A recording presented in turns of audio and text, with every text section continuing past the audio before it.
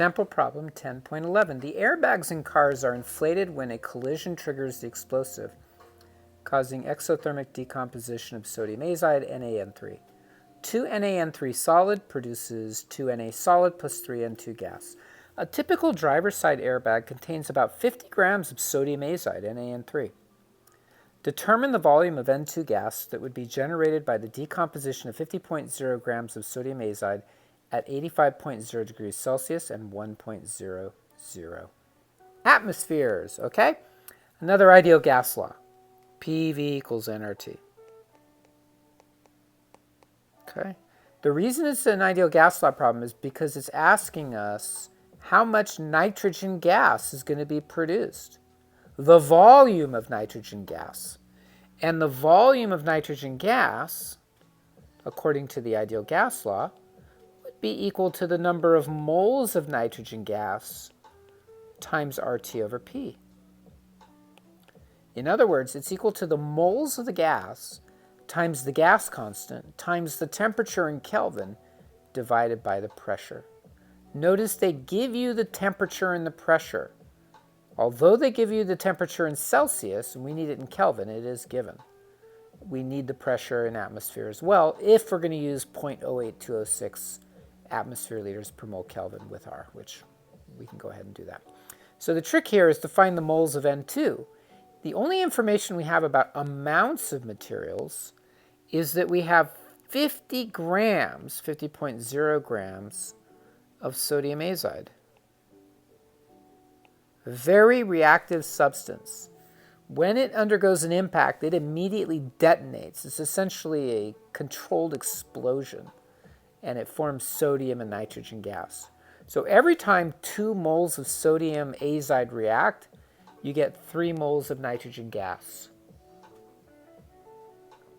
So that inflates the airbag. The solid, which takes up a small volume, inflates to a gas, which takes up a large volume. Furthermore, because the temperature, this is an exothermic reaction, because it's so exothermic, the temperature rises dramatically and gases expand under constant pressure.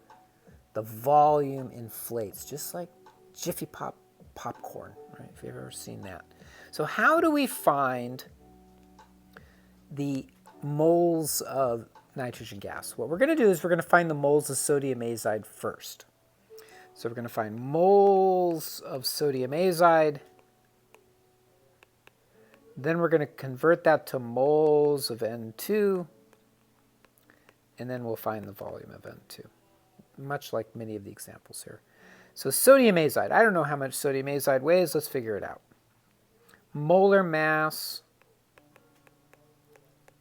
of sodium azide. Not nitrogen, but sodium azide, because that's the substance we're given, 50 grams. 1 sodium, 3 nitrogens. Well, 3 times 14 is 42, right? 28, 42. So 42 and 22.99. 64.99, okay?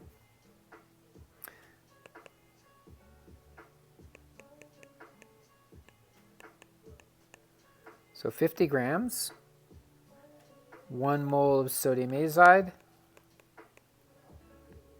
is 64.99 grams.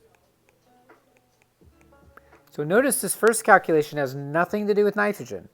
We were told there's 50 grams of sodium azide, so that's what we're calculating. So 50 over 64.99.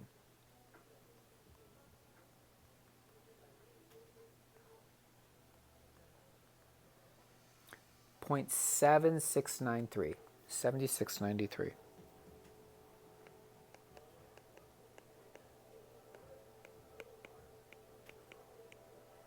Okay, now we're going to find the moles of N2 from the moles of NaN3. The balanced equation says that every time you react 2 moles of sodium azide, you produce 3 moles of nitrogen. So here's what I'm going to do. I'm going to say there's 3 moles of nitrogen produced every time 2 moles of sodium azide reacts.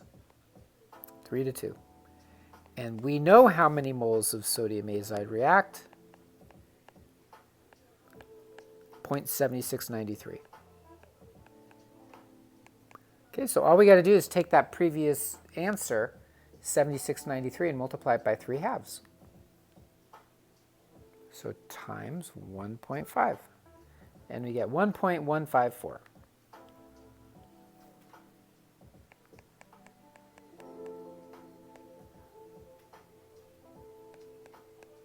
Moles of sodium azide cancel. Okay? Now we can plug that back into our ideal gas law. So 1.154. The gas constant is 0.08206. The temperature is 85.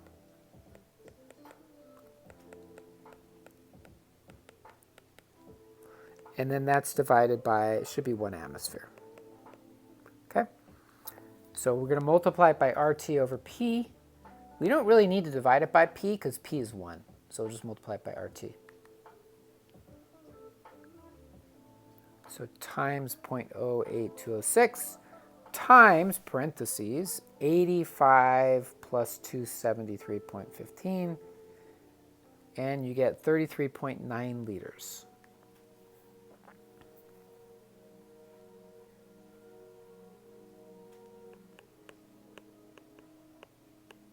Now, how do I know it's 33.9 liters? Why liters? How do I know it's liters? Let's go back through the dimensional analysis. The ideal gas law, nRT over P. So moles,